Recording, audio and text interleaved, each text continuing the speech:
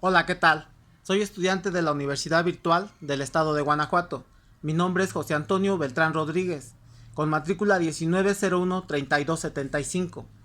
El nombre del reto 2, la jurisprudencia. El nombre del módulo, juicio de amparo, de la licenciatura en Derecho. El nombre del asesor educativo, Daniel Humberto. Para el desarrollo de acuerdo con los estudios de los casos, se expondrán a continuación los siguientes planteamientos. Para el planteamiento número 1, respecto al caso número 1, el cual dice que señale qué método de integración, reiteración, contradicción de criterios o procedentes obligatorios se utilizó para la creación de dicha jurisprudencia. Bueno, para este caso se usó la jurisprudencia por reiteración de criterios, la cual establece por los tribunales colegiados de circuito cuando sustenten por unanimidad un mismo criterio en 5 sentencias no interrumpidas por otra en contrario, y que hayan sido aprobadas por lo menos por 8 ministros, si se trata de jurisprudencia del Pleno, o por 4 ministros en los casos de jurisprudencia de las dos.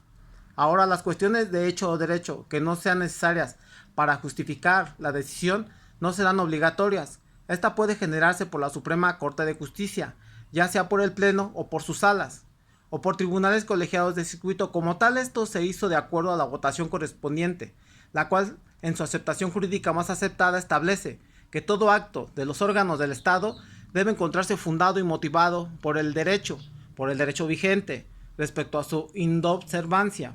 Marcan la diferencia entre un Estado democrático o aquel que se distingue por ser autoritario. El artículo 215 dice que la jurisprudencia se establece por reiteración de criterios, por contradicción de tesis o por sustitución. El artículo 216 dice la jurisprudencia por reiteración se establece por la Suprema Corte de Justicia de la Nación, funcionando en pleno o en salas, o por los tribunales colegiados de circuito. Artículo 224. La jurisprudencia por reiteración se establece por los tribunales colegiados de circuito cuando sustenten por unanimidad un mismo criterio en 5 sentencias no interrumpidas por otra en contrario. Para este caso se mencionarán las 5 sentencias que fueron emitidas que son las siguientes. Facultad de atracción 10/2007, .pl. Presidente de la Suprema Corte de Justicia de la Nación, 11 de julio del 2007, unanimidad de 4 votos. Facultad de atracción 78/2010, magistrados integrantes del Tribunal Colegiado de Circuito del Centro Auxiliar de la Séptima Región, 29 de septiembre de 2010, unanimidad de 4 votos. Facultad de atracción 120/2010, magistrados integrantes del Segundo Tribunal Colegiado del 22º Circuito, 27 de octubre del 2010, unanimidad de 4 votos. Facultad de atracción 168/2010, magistrados integrantes del Segundo Tribunal Colegiado en Materia Civil del Cuarto Circuito, 19 de enero del 2011, unanimidad de 4 votos.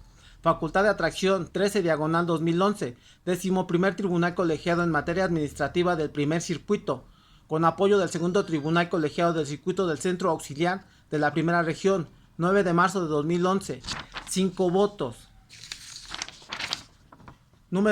Planteamiento número 2.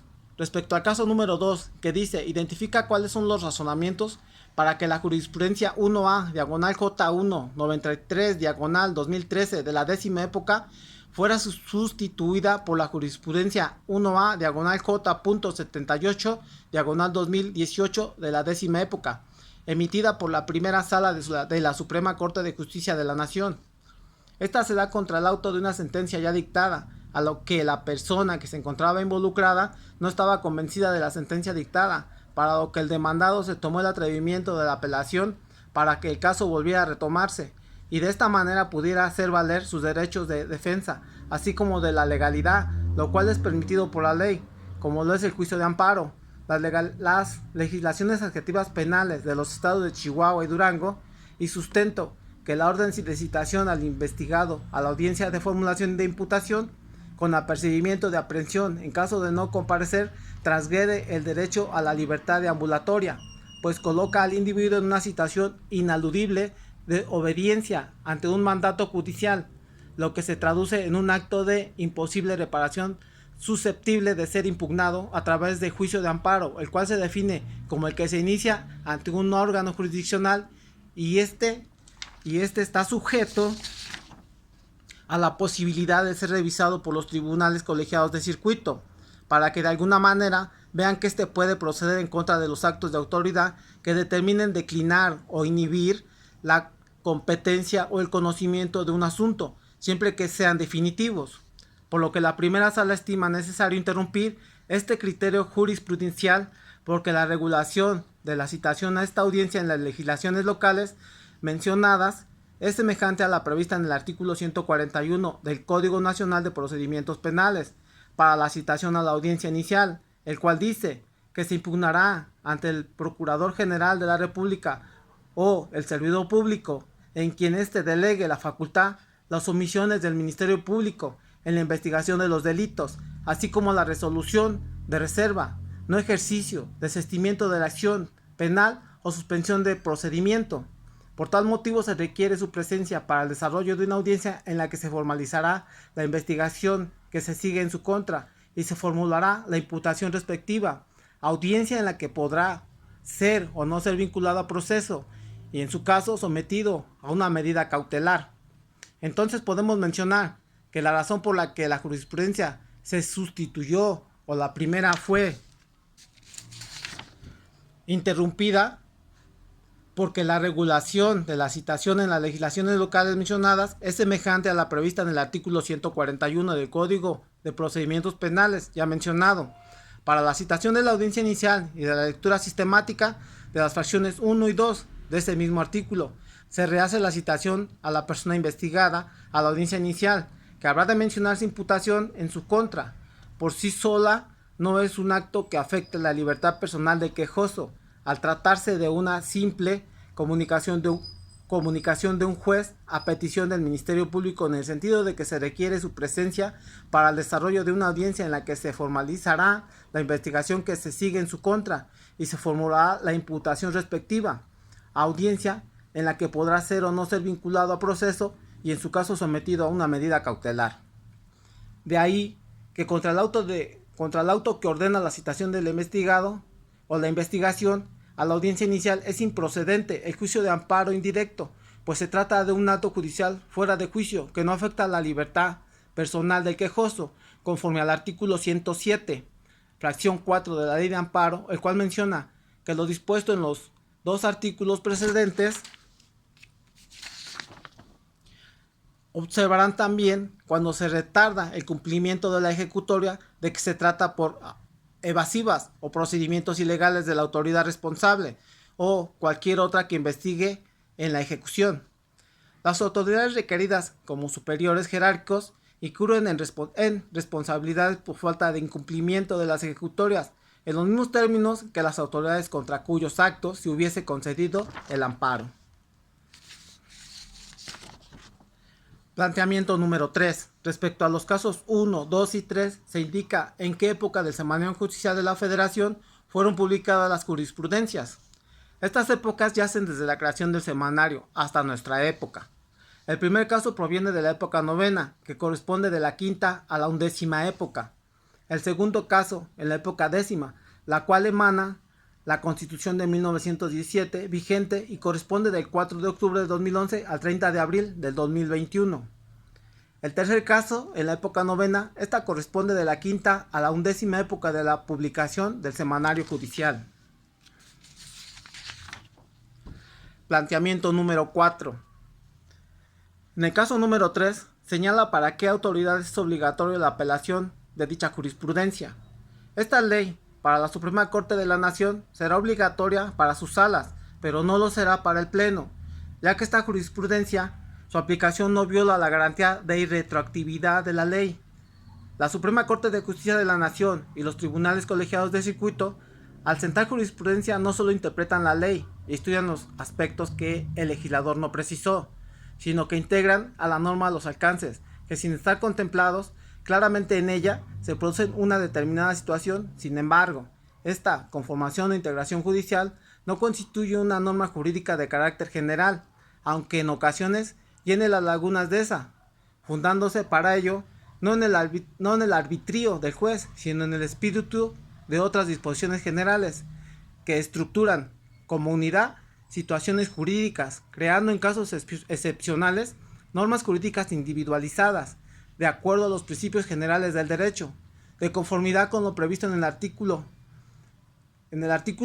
y en el último párrafo del artículo 14 constitucional, el cual menciona que a ninguna ley se dará efecto retroactivo en perjuicio de persona alguna. En los juicios del orden criminal queda prohibido imponer, por simple analogía, y aunque por mayoría de razón, pena alguna que no esté decretada por una ley exactamente aplicable al delito que se trata tal, y como se reconoce en el artículo 94, párrafo sexto de la Constitución Federal, menciona que se deposita el ejercicio del Poder Judicial de la Federación en una Suprema Corte de Justicia, en un tribunal electoral, en un tribunal colegiado y unitario de circuito, en juzgados de distrito y en un Consejo de la Judicatura Federal, así como en los números 192 y 197 de la Ley de Amparo, en los que contempla la interpretación de las normas como materia de la jurisprudencia. Artículo 192. Las ejecutorias de amparo deben ser puntualmente cumplidas. El órgano judicial de amparo, al hacer los requerimientos, podrá ampliar el plazo de cumplimiento tomando en cuenta su complejidad o dificultad, debiendo fijar un plazo razonable y estrictamente determinado.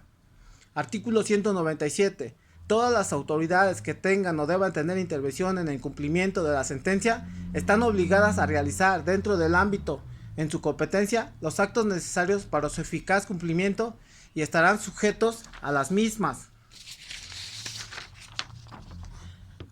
responsabilidades a que alude este capítulo. Ahora bien, tomando en consideración que la jurisprudencia es la interpretación que los referidos tribunales hacen de la ley y que aquella no constituye una norma jurídica nueva equiparable a la misma, ya que cumple con las características de generalidad, obligatoriedad y abstracción.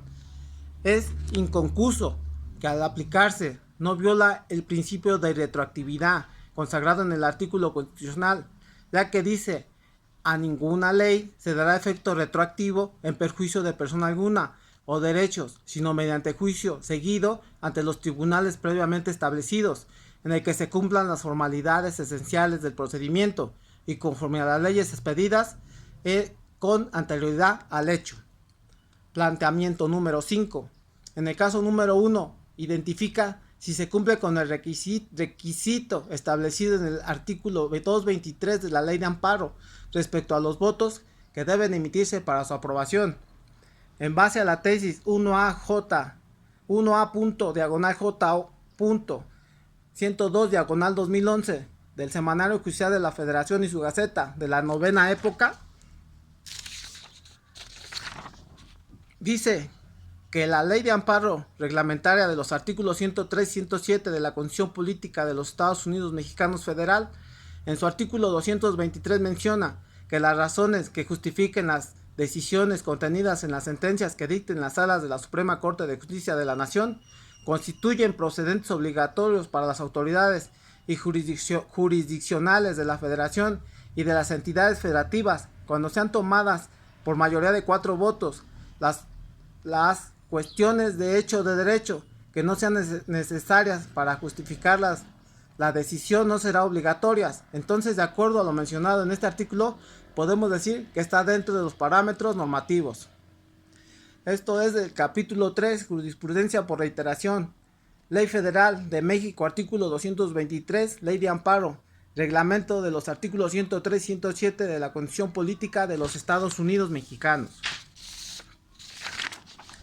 Como conclusión, dice: presenta un cierre congruente de acuerdo con lo que considere la importancia y utilidad de la jurisprudencia.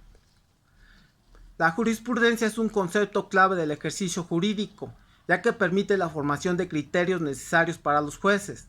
Así no actúan mecánicamente, sino siguiendo la ley al pie de la letra, ya que pueden interpretarla, considerarla a la luz de su propia historia y de la historia del derecho, haciendo de esto un conjunto de principios, razonamientos y criterios que los juzgadores establecen en sus resoluciones al interpretar las normas jurídicas, es decir, al desentrañar o esclarecer el sentido y alcance de estas o al definir los casos no previstos en ellas. En México, la jurisprudencia penal es determinante para mejorar los niveles de aplicabilidad de la ley en pro de la justicia. He aquí que la jurisprudencia penal es un mecanismo que, con el paso del tiempo, ayuda a los jueces a tomar decisiones judiciales más justas y a los abogados a sustentar mejor sus argumentos. Es considerada como fuente formal y material del derecho en el sistema jurídico. De ahí procede su fuerza vinculante en las decisiones de las autoridades. Terminaré con la siguiente frase: la justicia se defiende con la razón y no con las armas. No se pierde nada con la paz y puede perderse todo con la guerra. Papa Juan 23. Por mi parte, ha sido todo.